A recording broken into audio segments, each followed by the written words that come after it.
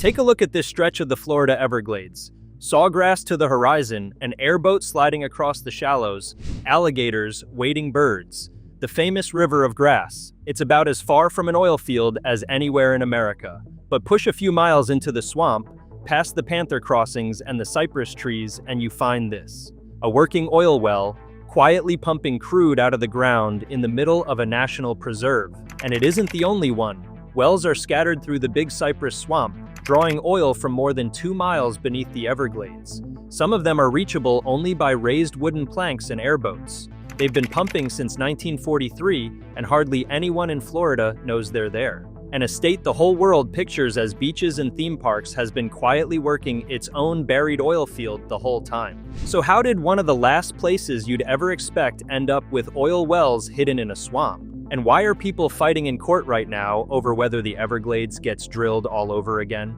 Here's what makes this stranger than it sounds. This isn't a handful of forgotten test wells. Since that first strike in 1943, Florida has produced more than 120 million barrels of oil. Almost all of it comes from a single band of rock called the Sunniland Trend. It runs underground for around 200 miles, from the edge of Fort Myers toward Miami. Nearly all of it sits directly beneath Big Cypress, the swamp that feeds the Everglades.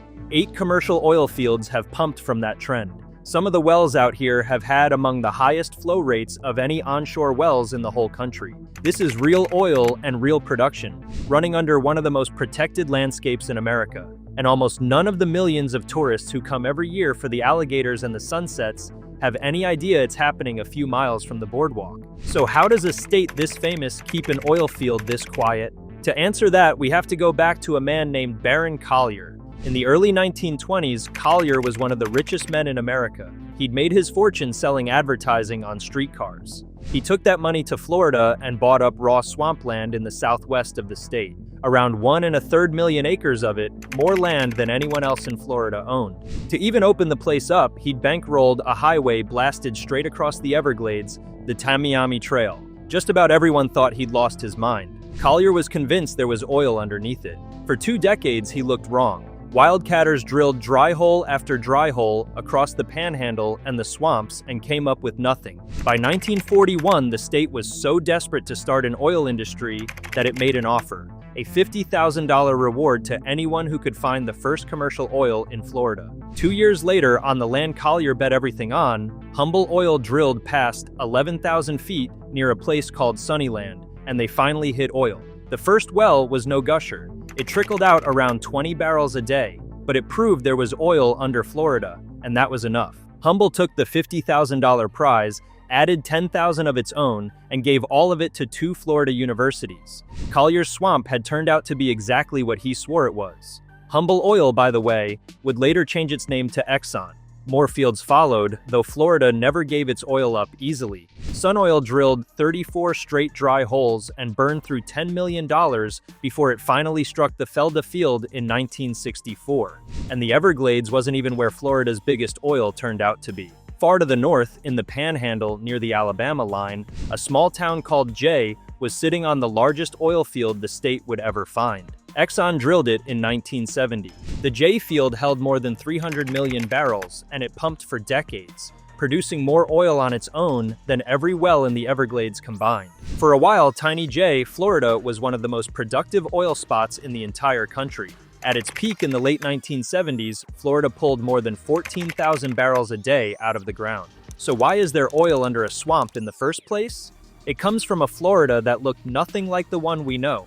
Around 100 million years ago, this whole peninsula was a warm, shallow tropical sea, the kind of place where coral reefs grow. Tiny marine organisms lived and died in that sea by the trillions. Their remains piled up on the seabed and got buried under layer after layer of sediment. Over millions of years, all that limestone and buried organic matter was pressed and cooked until it turned into oil. It ended up locked inside porous rock more than 2 miles down, sealed under a dense cap of stone. That ancient buried reef is the Sunniland Trend. The beaches and swamps Florida is famous for are just a thin skin sitting on top of a fossil sea that slowly turned into crude. If a story like this is your kind of thing, take a second and subscribe. We go digging under places like this every week, because the oil itself is only half the story.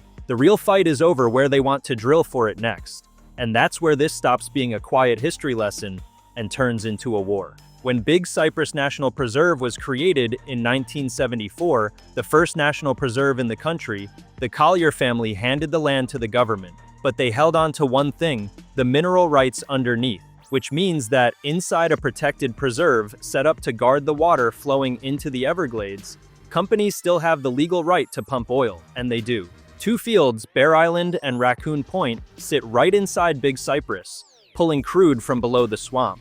Together, they still pump a few hundred barrels a day, roughly a seventh of all the oil Florida produces. The wells drop through thousands of feet of rock that sits beneath an aquifer, an underground layer that holds drinking water. And Big Cypress channels more than 40% of the water that flows into Everglades National Park, home to the Florida panther and the ghost orchid. For the Miccosukee people, whose villages sit in the swamp downstream from those wells, this isn't a mining project on empty land. It's drilling straight above the water they drink in a place their traditions say should be left to rest. And every barrel that comes up carries the risk that a spill could travel through that water toward their homes. So why is anyone still allowed to drill here? Florida stopped handing out permits for new Everglades wells back in the 1960s, but the pressure to reopen it has never gone away.